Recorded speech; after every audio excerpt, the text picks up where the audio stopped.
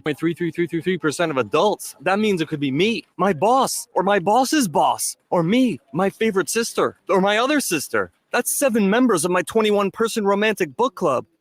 Wait, the 1 in 3 could be me, my karaoke partner Carol, or my karaoke enemy Jeff. I'm going to take the risk test at doihaveprediabetes.org. Brought to you by the Ad Council and its pre-diabetes awareness partners. Victor deployed for the first time to Afghanistan in 2003. At 4 in the morning, my phone rang. They said, "I regret to inform you that your husband was wounded in action." Victor sustained a moderate traumatic brain injury. I was doing school full-time, and I was also then caring for Victor. One of the most important elements of caregiving is taking care of yourself. I just didn't want to forget that I also had goals and that I also had a life. What I did is I challenged Victor to meet me halfway. There are almost 6 million military and veteran caregivers across the nation. We have our own journey, and we can fulfill that journey at the same time that we are helping our loved one. Visit aarp.org/caregiving for a free military veterans guide to navigate your caregiving journey and better care for your loved one and yourself. Brought to you by AARP and the Ad Council. Step into healing at Prairie Orthopedic and Plastic Surgery. Our team of top-notch medical professionals turns pain into progress with state-of-the-art treatments and compassionate care. Visit prairieortho.com and discover the difference in quality orthopedic and plastic surgery services tailored to your unique needs. Your health matters, and Prairie Orthopedic and Plastic Surgery is dedicated to helping you thrive. Reach your full potential. Embrace a better tomorrow with Prairie Orthopedic and Plastic Surgery. A team succeeds when they work together. Banking's no different. At UBT, we're in your corner for every financial move you want to make. Your money's backed by a roster of experts who put in the work to know you and your community. So whether you're opening a savings account, buying a home, or planning your future, you always know who to turn to. Working together toward your financial goals. That's a win in our playbook. Union Bank and Trust. Equal housing lender, member FDIC. Welcome into The Breeze with DP and Haas on 93.7 The Ticket and theticketfm.com.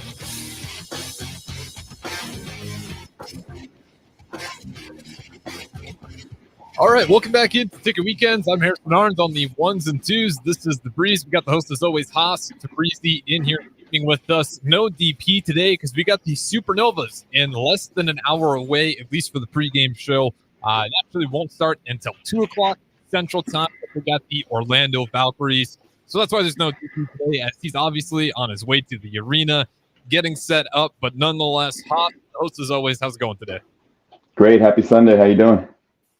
Doing great. It's beautiful out here in Lincoln. I'm not sure what it's like for you, but we've hit a little bit of early, what feels like spring. I'm going to knock on wood right now because there's a second winter usually coming around late February, early March. But it's beautiful. I think it's going to get like 65, 67 degrees today. So, yeah, I'm doing great. And we got Husker Hoops at 5:30. Yeah, I heard the word March, and hearing the word March is always beautiful because March Madness is around the corner. And the way the men's basketball team's playing this year, Nebraska basketball usually is supposed to be in last place, second to last place, 2-3 wins in the Big Ten, maybe 500 is a really good year. They can go 12-8 in conference, 12-8, maybe even 13-7. So let's talk about that for a minute. So there's four games left. 2 are at home, which to me means automatic lock regardless of who they're playing. Yep. Why? Because whoever they've played other than Creighton, including Purdue, including Wisconsin, you can just name all the teams in the Big Ten, they've beaten at home. So other than Creighton, 16-1 at home. So I think it's Rutgers and Minnesota at home. Yep. There should be 2 wins right there. So then now you're left with the 2 worst teams in the Big Ten. Ohio State, who got rid of their coach, but they have had a good win. The first game they played after they got rid of a coach was over Purdue, was it? Yep. Yeah, okay. So it's not a gimme. At Ohio State, they beat one of the best teams in the country at home. So that might be a loss. And then Michigan, they've been in turmoil all year. So hopefully that's a win. So at worst, I think 3-1 for the last 4 games. So if that's the case, can they be a top 4 seed? Can they be a top 4 seed in the Big Ten tournament? So then you go look at Northwestern. Who do they have left to play? They have 3 hard games. So if they lose 3, Nebraska's in the top 4.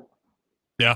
Nebraska's right in the mix of it all. And I think you're right. If they could somehow work into that top group, get the double bye for that Big Ten tournament, that's massive. Then you don't have to be sitting there sweating it out if, say, these last 4 games here, you have a couple that go awry. In particular, if you lose to Rutgers again at home, that's going to be a real killer because your home record's been perfect. Obviously, the road games are not going to judge you as harder, but you do only have 1 conference road win so far. So if you can notch up, Minnesota and Ohio State, and then pick Michigan or Rutgers, either of the 2, you'd probably be sitting in there with that double bye. You mentioned it, Northwestern doesn't have the easiest schedule. In one thing, when you do look a lot of these Big Ten teams right now, what do you want to be when you're heading into March? You want to be playing your best basketball. That means first, second half, consistent, good basketball. Even though, you're still looking at teams as Purdue, Illinois, Wisconsin, those guys haven't been playing their best basketball down the stretch here. So it does kind of open up the door for Nebraska to try to make some waves. Minnesota earlier in the year looked like it was going to be an ugly loss. Minnesota's not a bad team. So this is actually not going to be, if you win this game, it's not going to say nothing on your resume. It actually should be a decent win. And of course, you wouldn't get swept by Minnesota. And then you mentioned it. You still have to go to Ohio State on the road. If you can bag another road game, that should surely shoot you up KenPom net rankings. And then you get Rutgers. And then you finish up with Michigan. I mean, you kind of thought Michigan's just in turmoil. I understand they got a win on Wisconsin not too long ago, but that was shortly after Nebraska kind of put Wisconsin in their own tailspin. And it was kind of a perfect storm. But I think Juwan Howard experiment over at Michigan's not going great. So you take care of that one. And this team sitting at about 10 right now in most bracketology, if you're looking at those, sitting about that 10-9 spot, this is totally, you control your destiny. If you want to be in March Madness, you can decide it right for yourself. And even really set yourself up for a great seed if you can somehow get a double bye in that Big Ten tournament. Yeah, so that's the hardest thing for me. I don't know what I'm missing, but if Nebraska has 24, 25 wins going into the NCAA tournament and is significantly above 500, not just 500, but significantly above 500, why aren't they a 6 seed? Why aren't they a 5 seed? It's the history. It's got to be the history. And I will say this, earlier in the year, non-con schedule, probably the weakest in the Big Ten, if not towards the bottom. And then conference schedule, we're not elite there either. We're just about average, but it's the non-con early on that got Nebraska to that undefeated start. And then on top of it, the road wins. We were not even really, we're still flirting with the NIT until we're able to get a road win finally against Penn State. But up until that point, Nebraska was still just kind of teetering despite the record. So I think part of it's, if you don't have the history, that actually does seem to factor in, even though it's not really mentioned anywhere. You look at some of these teams that happen to get in, some of that's based on previous years, or at least it feels like it. And Nebraska just doesn't have anything to point to. You kind of look at that 08 year. Nebraska probably should have got in. There's no history. They don't get in anyways. So this to me just feels like you weren't winning road games, but you finally did get one. And now all of a sudden you shoot in there as a 10-9 seed tournament, but you still got to probably get one more. You got to win, I'd say at least 2 out of these next 4, 3 out of the next 4. You're going to lock yourself in and possibly the double bye for the Big Ten. But see, I have them winning 4 of the next 5 games at least, because I think they can go further. So with that, that means they will be 18-1 at home. They will be 3-8 on the road. They will be 24-9 and a top 4 team in probably the best conference. Right now, looking at the standing, the hottest team in the conference is Nebraska with a 3-game winning streak. Yeah. Other than Purdue, everyone is a loser under 500 on the road. Illinois is 4-5, Northwestern's 3-6, Wisconsin's 3-7, Nebraska's 2-7. Michigan State's 3-5. Michigan State to start the year, they look so bad, and then they've really come around in the Big Ten. Minnesota's 2-5. Then we have 3-8, 2-6, 3-7, 2-6. So everyone is bad on the road. Ohio State 0-8. Are they good enough to beat Purdue? But since that game was at home, they're 11-4 at home. Yep. So the point is, with all these teams in the Big Ten, and there's going to be even more next year, if you are above 500, you should be a lock for making the NCAA tournament, which we talked about, I would say, in November. If you are a couple games over 500 and you beat a couple top-ranked teams, no question, you're one of the 30 best teams in the country. So you need to really watch these games. You need to see how they play, and then you need to look at the results. So these advanced stats, these POMCOMs and DOMCOMs and whatever numbers you want to call, don't matter. That doesn't matter! They beat the better teams. They should be in the top 20. That's it. Say this happens. Say they beat Minnesota today, Ohio State, Rutgers, Michigan. Last 4 games of the schedule. Say they win them all. Does Nebraska have a number 1 through 25 next to their name to finish out in the AP poll? They better. Right. That's one thing that surprised me. This team hasn't even gotten a vote, which kind of blows my mind. You see, I'm not saying they should be ranked, but earlier in the year when you see teams like Northwestern get a vote in the AP poll, for Nebraska to not even be getting votes right now is why I do think that history has something to play with it, because there's no reason that this team doesn't even get a single vote. But if you take care of business, there is an element of you control your destiny. The football team earlier, I shouldn't say earlier in the year, late in the football season, the football team had that same opportunity. They controlled their destiny. They had 4 games left. Do you want to go bowling? Something that this program hasn't done for how many years? 2016 would have been the last Power 5 school to do it. Nebraska basketball, you're the only Power 5 team that has not won a March Madness game. You control your destiny. There is part of that pressure to this team.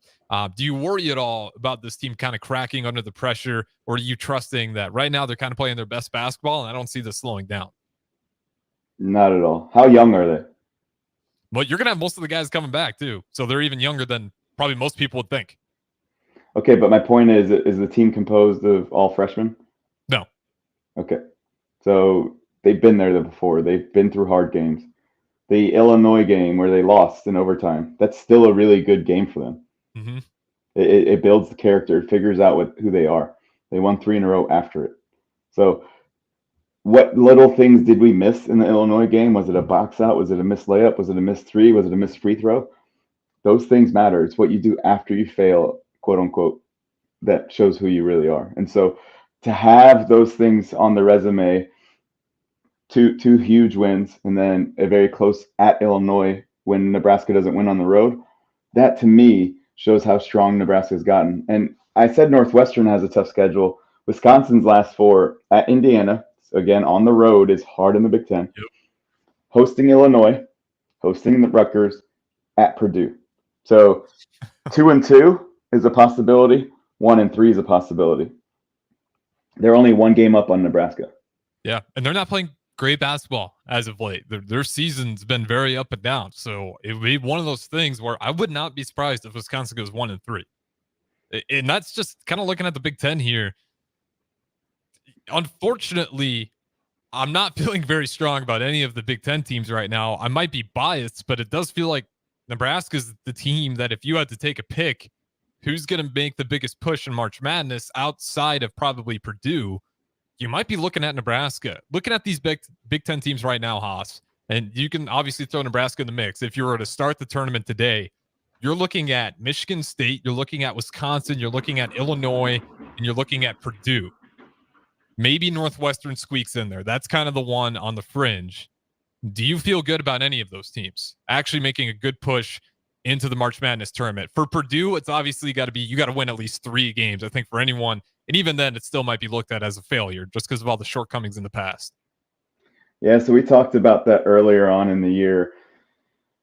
Big Ten doesn't really show up in the NCAA tournament. And why is that? And maybe it's the style of play. Maybe it's the bruiser style of play. Maybe it's the in the trenches style of play. Mm-hmm. If we're making a football reference. But Nebraska shoots. Nebraska is more than just a physical team. they play defense, they shoot, they're multifaceted. They don't turn the ball over. So those are things you need, and I believe you need experience. So if you take all those things, that makes you a stronger team in the tournament. Purdue's a little bit more experienced now, and they have the shooting and they have the inside presence. So Purdue should maybe finally represent in the Final Four. Who knows? They might get knocked out in the first round again. We'll see. Yeah, it's one of those, and you know what? As we're kind of doing this, as we're looking at some of the teams, because I'm not sold on Purdue. They scare me. It really does. If Zach Edey isn't having one of his better games, they just lose. That's been the only time they lose games is because Zach Edey isn't really having a phenomenal game. There might have been one in there where Zach Edey played, still good and they lost. But for the most part, the only times they lose a game is because Zach Edey isn't having that player of the year type of performance. So when you're looking at these just one seeds right now, as it sits, the true one is obviously going to be sitting there in Houston, and then you're going to go to Purdue, and then North Carolina, possibly fighting in there for one. But yes, UConn in there as well. They're number 4 in the net rankings today. Arizona is actually number 3 in the net rankings today, but let's just give these teams right here. UConn, Purdue, Houston, Arizona. I'd even throw Kansas in there because I don't want to leave them out of the mix. And we'll throw an SEC in there. Tennessee as well. Those are kind of you're hovering in that one spot. Who do you feel good about this year heading into the March Madness? I wouldn't say North Carolina, though I do like Baycott, but I wouldn't say North Carolina. Arizona with their old North Carolina player, Love, they look good. I'm trying to remember. They had a really close game. Maybe it was what small school that's been ranked for a while almost beat Arizona. I got to remember who that is, but it was early in the year. I'm like, why is the team that did so well in the NCAA tournament last year? Washington State? In my mind right. No, was it Washington? It's a small school. Florida Atlantic. Atlantic. We need to look up what happened with Florida Atlantic versus Arizona. I think it was a close game. Yeah, I'm pulling it up right now. Go ahead and give your point.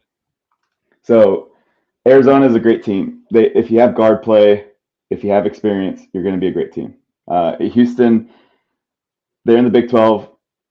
They're athletic.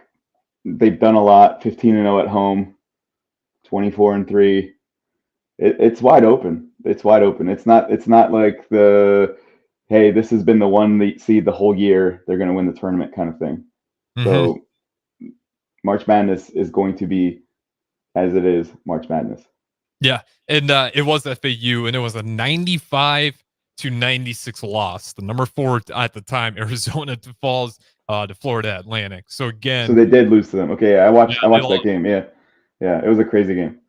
Yeah, and then they obviously rebounded right after and started dominating. But again, this is just kind of that year it's been, I think, for college basketball, where it feels like the level of talent's going to get so good. I don't feel safe about anyone. I thought it was UConn, and then Creighton just destroyed them. The game it wasn't even close at the soon as second half started. You weren't feeling good about them coming back.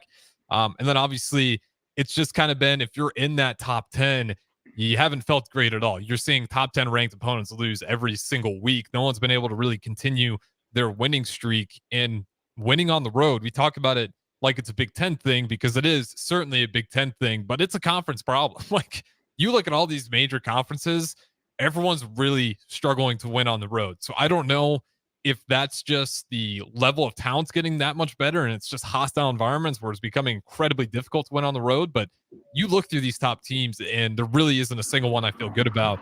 I'm still probably going to ride with UConn because I think Creighton just played incredible defense. That looked like just a tough fit where they had a really tough time trying to figure out Kalkbrenner on Creighton. At least UConn did. So I'm probably going to still roll with them, but definitely not looking at Purdue just because we've seen them ebb and flow in years past. I'm going to be looking at maybe one team that I'd throw out there, SEC team, Tennessee.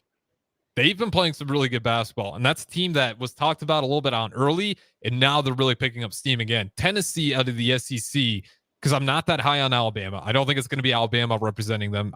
Any SEC team were to represent in the Final Four, I do think it's going to be Tennessee this year. Or do you like Alabama? Because I think you were high on Alabama, weren't you? No, it wasn't me.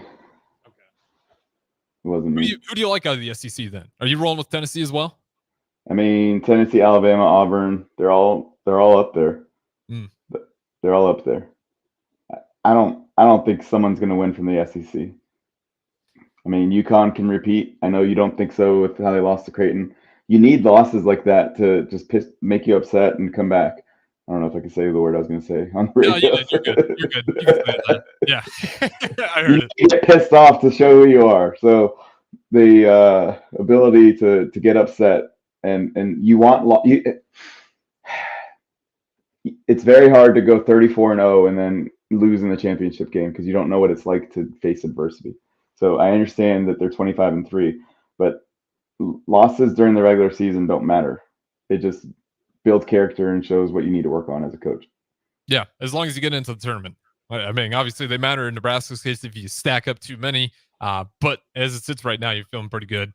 What about Creighton? Since we are in Nebraska and we're not Creighton fans here, but it does kind of feel like this might be the year for Creighton basketball to make a serious march into the tournament. And then it's, I'm not a J-sker, but to have two Nebraska schools, even if Nebraska could just win one game, that'd be something else. You could have two schools in the state of Nebraska, not necessarily Hoop Central out here in the Midwest, make some sort of march. And Creighton, I do think this is a year where Creighton legitimately has a shot to make the Final Four, maybe even the championship game. Their three-point shooting's incredible.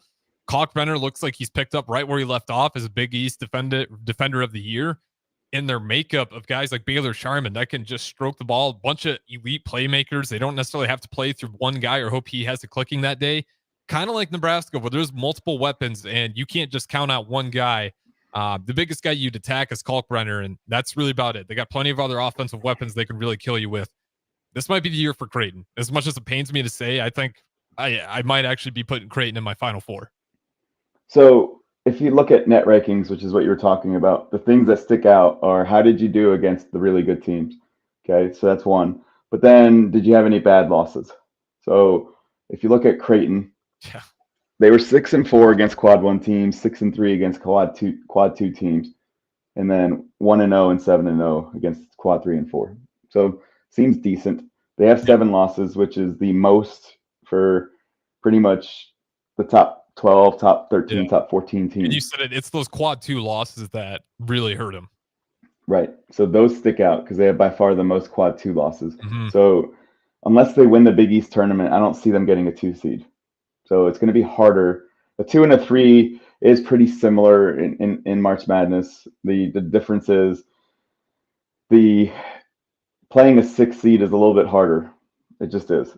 It's not the curse. It's not the 5-12 curse, but 3 versus 6 versus 2 versus 7 or 10. 2 versus 7 or 10 is usually a little bit easier. It is what it is. So being a 2 seed matters. 2 seeds make the tournament make the Final Four a lot easier than 3s do. I'm used to seeing 1s and 8s. Now the reason why 1s and 8s make it's because once you beat a 1, then you are the 1. Yep. So then you have an easier bracket because you have the 4 or the 12. Usually there's a double-digit team on the 4, 5, 12, 13 side.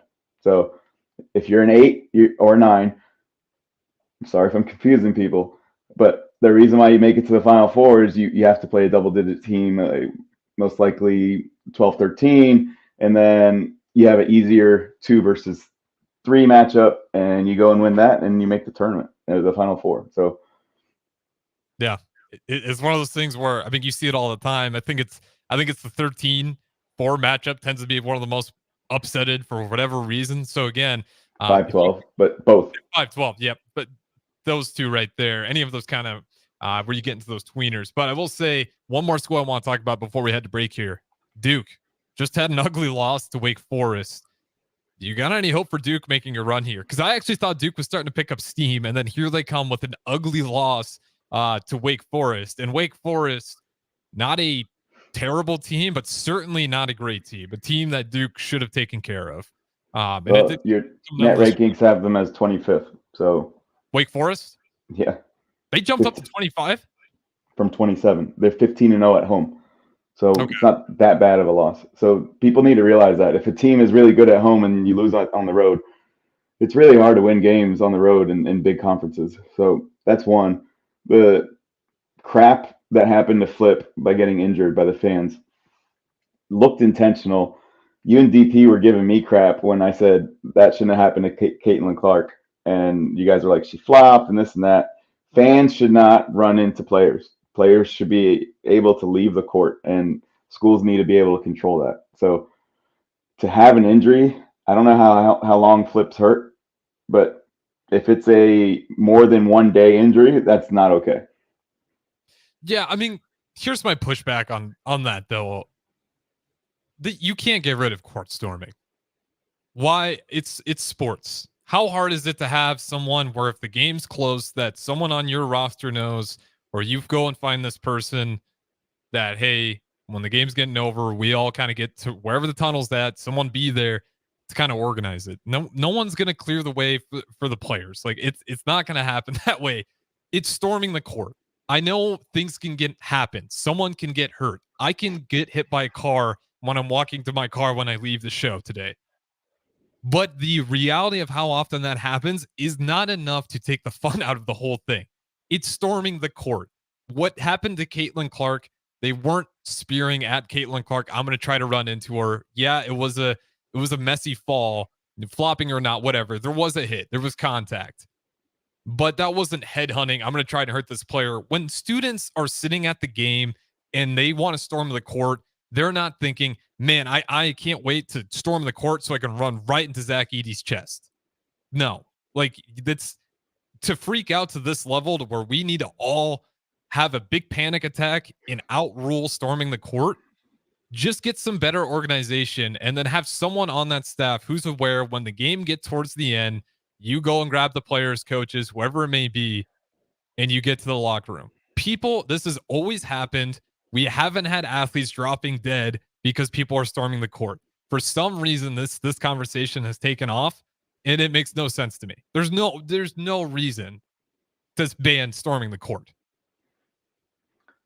So, one, didn't say ban, but storming the court. Two, you sound like excuse me then. I was kind of going off. What did you say then? You sound like a college kid who just enjoys drinking and running on the court. I sound like a coach who's trying to make sure his players aren't hurt.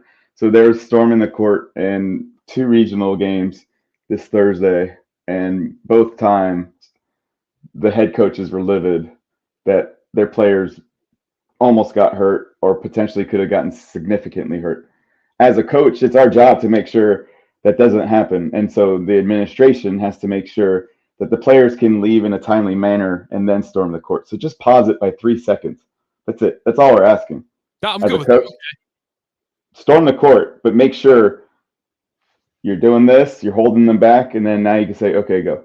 That's it. That's all. Fair. Okay. I'm glad you had the chance to, because I was completely caught off guard. Yes, I'm with that. Because that's why I'm in terms of you just have someone there. Make sure you get the players, whoever it's coaches, you got some, and people on the staff, whoever it's helping out in the arena, just go and get, especially if you know the game's over, just start having those guys get closer to whatever side of the tunnel it is. And then you can, like you said, hold people back for a little bit, and then you can let the students flood the court. I'm okay with that if that's what you're saying. Yeah, but what if it's a buzzer beater? What if it's something like that? So well, then life happens. Then it's just no. The administration needs to be ready. The administration needs to have the protocol in place with the security, because the arenas have security. Mm-hmm. We'll let you storm the court in 3, 2, 1. Yeah, I'm still good with that. I'm just saying that's a tough situation.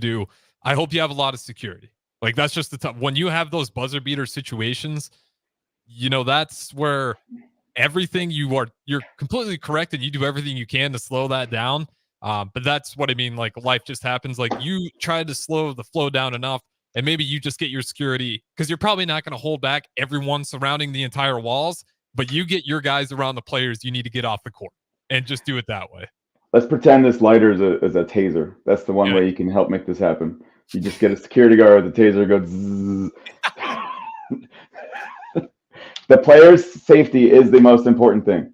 If you are a program and you allow guests to come to your gym, you must make sure they're safe. It's unacceptable as a coach. Mm-hmm. It is unacceptable. But it's just, I don't want to live in this. You're right. I think we would have to go into a room and try to figure out, okay, what is the actual protocol? Because I never want it to go away. It's part of what makes college sports just awesome. You're not going to see fans storm an NBA court, but in college it happens. Yeah, hold on. So why won't they do that? Why won't they storm an NBA court? What do you think would happen? Because I got better security. Okay, so that's one. But two, what's the other reason? They're banned from NBA games for life. And then three, here's the best one. What's the other reason? Okay, you probably want me to say player health and safety. No, they'll get knocked the heck out. Yeah, that is also true. They will absolutely get knocked out.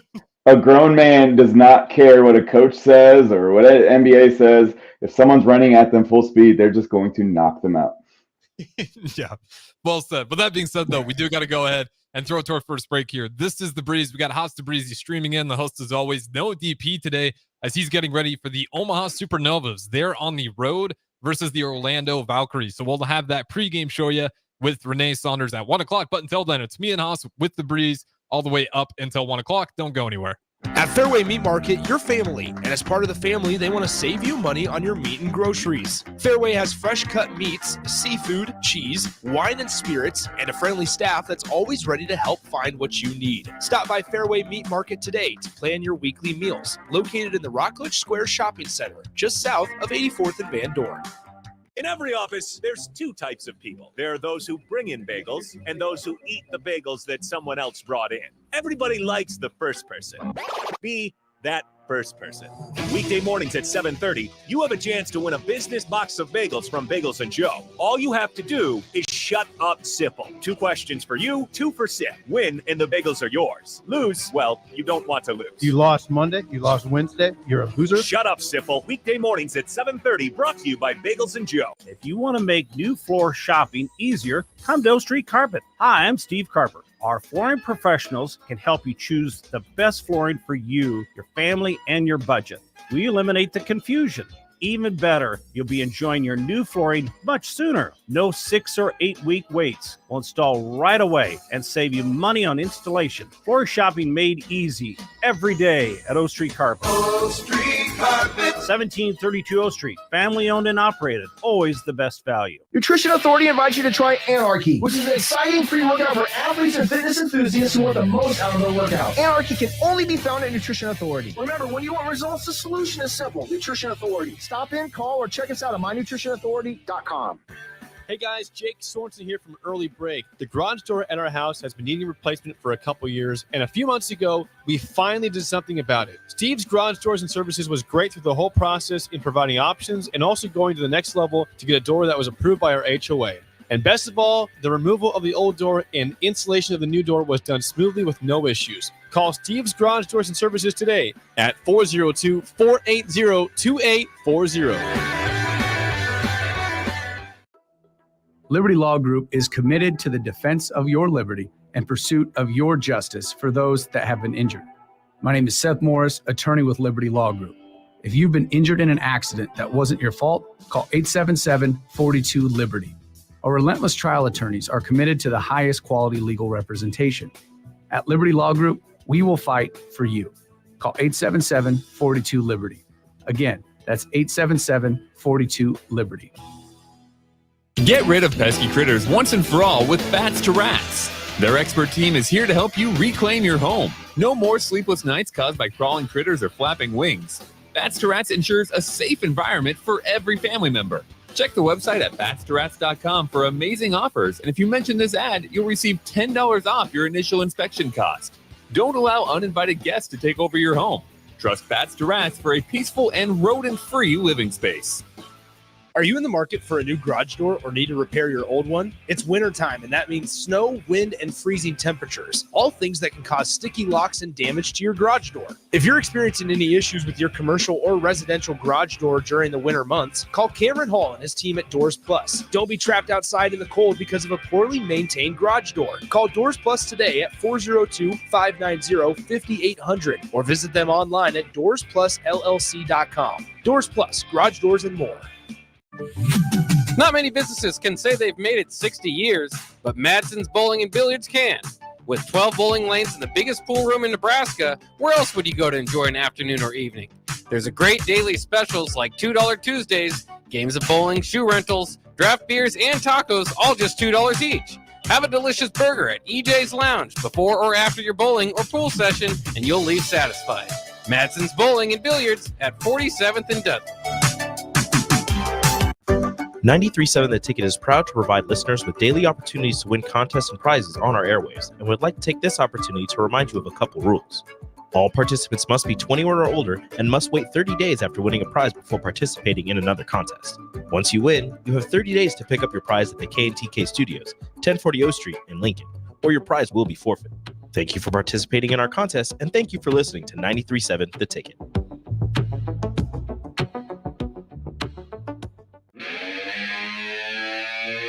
You're listening to The Breeze with DP and Haas on 93.7 The Ticket and theticketfm.com.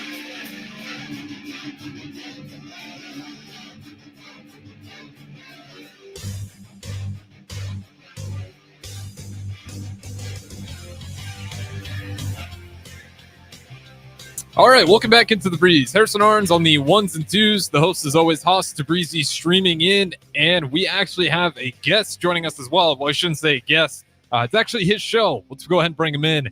The boss man, Derek Pearson, out there in Orlando. Can you hear us? I can hear you fine. Good morning, guys. Welcome. Thank you for making room for me.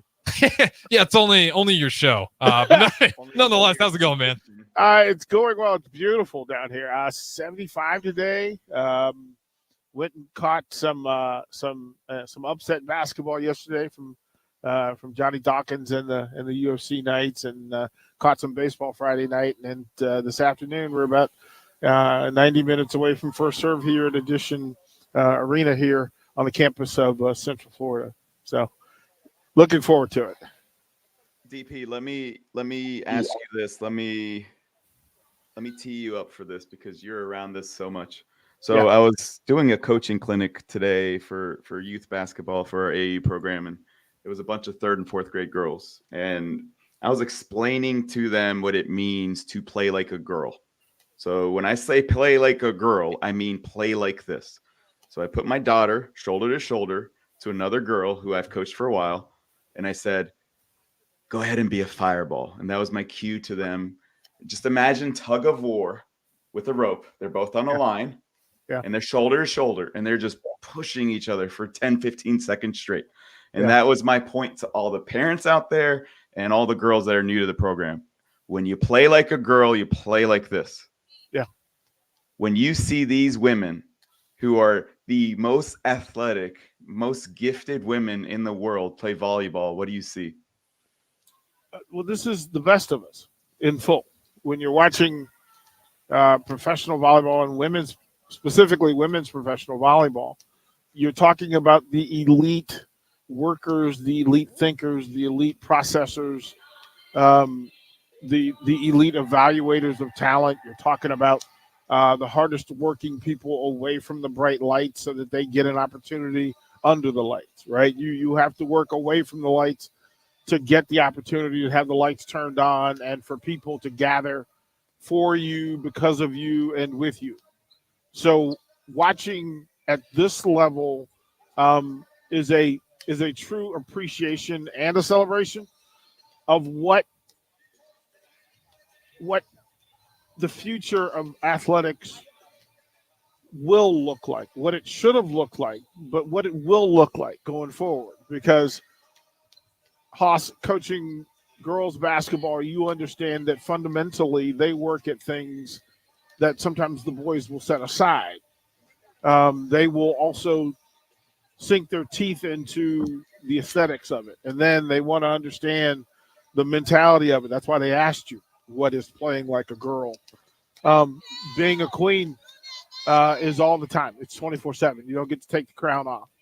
And that is what this space is today. There will be 28 of the best women volleyball players in the world gathering in a court in Orlando, Florida, to showcase not only the sport, but who they are, what they are, and how they do it. So yeah, it's a big deal. It's humbling to be around it, and it's an honor to get to tell the stories of what they're doing, and then almost as importantly, why they're doing it and who they're doing it for, because everybody in here represents your daughter. Everybody in here represents your daughter, and they're shining a North Star for what she wants to be, will try to be, can be, and will be. And they're necessary. It's necessary for her to see them so that she can be the best version of her. And that's what all of this is about. Haas, how cool is that for you? You know, being a dad, like you weren't able to show pro volleyball before. Pro sports for women as a whole have just been incredibly tough to really find a spot where you can fit in, unless you're good enough to be an Olympic athlete. But this is something that you can directly point to and show your own kids. Like, how cool is that for you? Let me pull up my phone. I don't know if this is going to work, and I have a cracked screen, so I don't know how smart this will be. But right there, you get a little down. Perfect. You can see that. So my daughter drew these things last week. This was after Sabrina Ionescu was in the 3-point contest. Oh, that's and awesome. I didn't tell her to draw it, but the drawing says, "My goal is the WNBA." Couple sunshines, couple basketballs. And I never told her to go play in the WNBA. Sabrina Ionescu told her that she can go play in the WNBA because she made as many 3-pointers as Damian Lillard, as other elite shooters. And if it was during her season, I guarantee she would have made more 3-pointers than Steph Curry, quote unquote, greatest shooter of all time. So those things allow people like my daughter to, as DP said, have that North Star, have that guidance, have that hope. But let me take a little shift here real quick. DP, as a business owner, coming from another business owner. Yeah. Wouldn't you want to hire these lovely people first with the work ethic?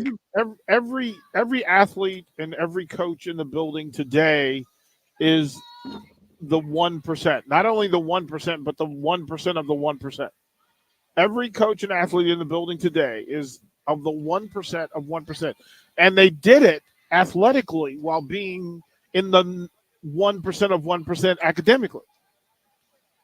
Like, to be able to multitask, to manage, to handle time, to set mission and task and be able to operate in the space, to be able to complete the task, because we know that completing the task is the most difficult thing in life, is being able to actually complete the task that you are assigned, and then to be exceptional when you do it and how you do it, to carry life. We've got a young lady on the Supernovas who works for NASA as her full-time job, and she's cool. Also one of the elite volleyball players in the world. Right? We've got doctors and lawyers and physicists and attorneys in this federation. So, yeah, I don't care what the job is. I don't care what the task is. If I can find a place where I can identify people who not only find the mission and understand it, but accept no excuses not to achieve it. Like, that's what all of us want. We want that in work, in personal life, and otherwise. There are no greater achievers on the planet than the 28 women who will play volleyball today. And you can say that about the coaches. You can say that about the trainers. It is exceptional business we're talking about, where the people involved just simply figure out how to get something done at the highest level possible with the most friction on the way. You just said the word. Go ahead. You just said the word friction, and that's the reason why. So they've faced so many challenges, so many obstacles in their athletic careers, in their lives, in their academics. They've been battle tested. The officiating was bad here. The fans did this. The bus had an issue. The food made them sick. Whatever, all these things that happen, the injuries, the coming back from ACL tears, all these adversities, all the friction just shows them that, okay, in the real world and in life, a client that got upset at you, or or just a small deadline for you is a big deadline for everyone else, just because you've dealt with so many things. So the beauty of athletics, the beauty of being an elite athlete, going that far and being a professional athlete, just prepares you for so many things. And that's why it's so important to be involved in youth sports and learn those lessons from a young age. And so love that you get to see it on your end at the older age, while I get to experience it at the younger age. So it's just so beautiful. Well, I hope that people are doing the thing that we're trying to get done, which is to drive. And this is the next task in this, to take the video of what happens today in this league on a nightly basis and highlight it. The reason why I jumped on board was to be able to tell the stories from 10 feet rather than 10,000 feet, and to know the stories, because there's no way for you to know everything you need to know about these exceptional human beings unless you're close to it. And then somebody has to amplify the story. Somebody has to celebrate the story. That's what this is. And so I hope that today at 3 o'clock Eastern time, 2 o'clock Central, that folks will either tune into the ticket, tune into the Supernovas app, or go to YouTube and find Pro Volleyball Federation and actually watch these exceptional athletes do what only exceptional athletes can do. There's nobody that's going to watch tonight that can do what they're going to see done on this court on a nightly basis. Well said. And with that being said, we'll go ahead and throw it to break here. Hold on one second. Harrison, before we go to break, DP, can you practice the national anthem real quick too? Not a chance. I am wiser than that. Yeah, we don't got time for that. We're on a tight clock because we have pro volleyball coming up here shortly. And as DP said it, if you don't believe him when he's talking about the top 1%, not just in players and coaches, you haven't watched the game yet. So I highly encourage it. It's even free on YouTube. Listen, get the ticket app, listen to the live call. It's truly incredible. With that being said, though, we'll throw it to break. We got DP on the Allo VIP line where they understand the importance of exceptional service with a local heart. And of course, the host is always Haas Tabrizi streaming in. Don't go anywhere. We got one more segment before we get to the Omaha Supernovas playing at Orlando versus the Valkyries. We'll be right back. Gaina Trucking is hiring CDL Class A and B drivers. Gaina Trucking guarantees a 40-hour work week year-round. And their strong team culture makes it not a job, but a career. Gaina Trucking offers health, vision, and dental insurance, 401k with company match, an employee assistance program, and other bonus programs. Build a better career today with great team culture at Gaina Trucking. Learn more and apply today at GainaTrucking.com. Road construction is complete, so there's nothing keeping you from getting into Mullen Motors. They can get you into a new vehicle right now and get your 2024 started off the right way. They cleared off their 2023 inventory and have tons of new vehicles to choose from to make sure you get to where you need to be this year. Out with the old and in with the new. Stop by Mullen Motors today, just north of 48th and Layton in Lincoln. No tagline, just quality vehicles. Mullen Motors. Not many businesses can say they've made it 60 years, but Madsen's Bowling and Billiards can. With 12 bowling lanes and the biggest pool room in Nebraska, where else would you go to enjoy an afternoon or evening? There's a great daily specials like $2 Tuesdays, games of bowling, shoe rentals, draft beers, and tacos, all just $2 each. Have a delicious burger at EJ's Lounge before or after your bowling or pool session, and you'll leave satisfied. Madsen's Bowling and Billiards at 47th and Dudley. Bagels and Joe is the best place to start off your mornings, and you can order your breakfast ahead of time on their app. February's cream cheese flavor is white chocolate raspberry. Pair it with a very berry chai. Stop by any of their 4 locations in Lincoln and their location in Seward. Bagels and Joe. Today's agenda includes office meetings this morning, followed by a client lunch, then back to the office for another meeting, and ending the day with a presentation at a client's office. When you are on the go, you need an office phone that goes with you. At Hamilton, our business phone systems make it easy to sync your office phone features to your cell phone for quick and seamless call handling, no matter where you work. If your current office phone can't do this, you need better. Hire your local experts. Hire Hamilton at hamiltonisbusiness.com. Hey guys, it's Bill Bush. Next Ag Appraisal and Realty has opened a new location in Pender, Nebraska, in addition to their office in Lincoln. The real estate world can be confusing, so why wouldn't you want an expert helping you every step of the way? If you're looking to buy or sell farmland in Nebraska, Kansas, or Iowa, give Ethan Sorensen a call today at 402-380-0432 or visit them online at nextagrealestate.com. Next Ag Appraisal and Realty with locations in Lincoln and now Pender, Nebraska. Rain, snow, or shine, John Henry's is here to keep your home's plumbing systems working properly no matter what kind of weather Nebraska throws at us. From unclogging toilets and drains to installing new water heaters and water treatment systems, John Henry's is your plumbing expert in the Lincoln and Omaha communities. Visit us at calljh.com or call John Henry's. 435-5555. John Henry's Plumbing, Heating and Air. And electrical. Have you been accused of a crime? Is your freedom at stake?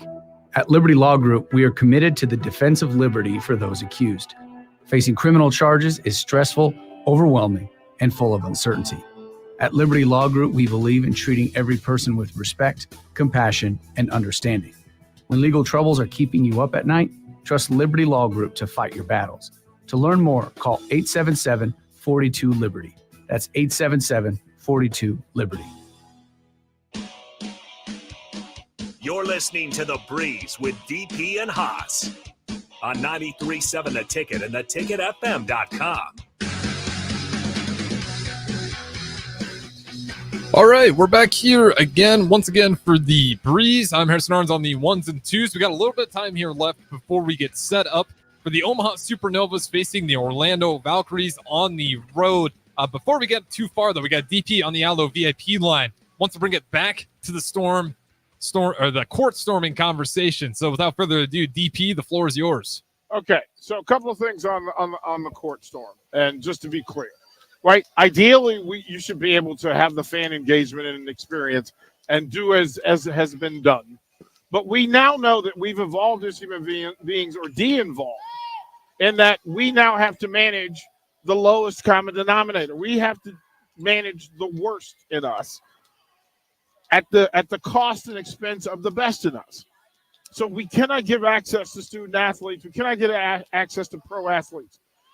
Because there are fans out there who do not understand competition, that you leave competition on the floor. You do not carry it into the post game. You do not carry it into personal dealings. You just don't. They're not there. There is not one person who's ever bought a ticket to have right to and access to their feet on the court. You buy a seat. You buy right to a seat behind security with boundary. You are not allowed, and it is not a privilege because you've lost the privilege. You cannot put players and coaches at risk because we now know that there are people who are malicious and venomous and poisonous, and they want to do bad, stupid things. And we've seen that here's the thing, the players and coaches have earned the right to be there. The fans have not. I'm just going to say it to you. Until people can prove that they are willing to just engage and be decent human beings, then you have to take away the privilege and the right to have access to the floors, stadiums, stadium grasses, diamonds, or otherwise. Think Malice in the Palace. It doesn't go well when the two blend. Think of all of the NBA attacks that happened because of that. Think of Monica Seles as a tennis player who was at the top of her game, and some fan thought he had the right and the ability to go and do harm with her because in his mind, they were in a relationship. We understand that there are fans who should have the right to engage, but we also understand that there are fans who will make a mess of it. And because of them, we have to protect the players and protect the court. That's why there are lines there. That's why there's security there. But we cannot ask 20 security people to stop 4,000. The math doesn't math. So now you have to protect the players. And the only way to do it, you watch LSU in Kentucky, $100,000 fine because you did not protect the players you did not protect the court. Those are the rules. Until folks learn to behave, you have to do that. You have to do it. And to ask 3 to 6 coaches to go and protect the players, you can't. Yeah, it's just Haas. We've been there. Like we've been there. We've been at regional and state finals where fans want to rush the floor. We've seen the venom that happens because people build rivalries up, not understanding that they're just competitive rivalries and not personal. Like there's nothing personal about it. And if you run across a floor and you get an opportunity to take a shot at somebody you're never going to have access to, that's just we're smarter than that now. That's why we have to take shoes off at airplanes, because one knucklehead screwed it up for everybody. And why? Once they prove what they're capable of, we must pay attention to it. Yep, not wrong there. One knucklehead can certainly screw it up for everyone. If you've ever been through an airport, makes sense. But with that being said, we got to get out of here because we have professional volleyball on the way here real shortly, just about 4 minutes away before we get started with the pregame show. Shout out to Haas DeBreezy, the host as always of The Breeze, and DP joining us in Orlando. Don't go anywhere. We got more ticket content ahead with the Supernovas. Cleared off their 2023 inventory and have tons of new vehicles to choose from to make sure you get to where you need to be this year. Out with the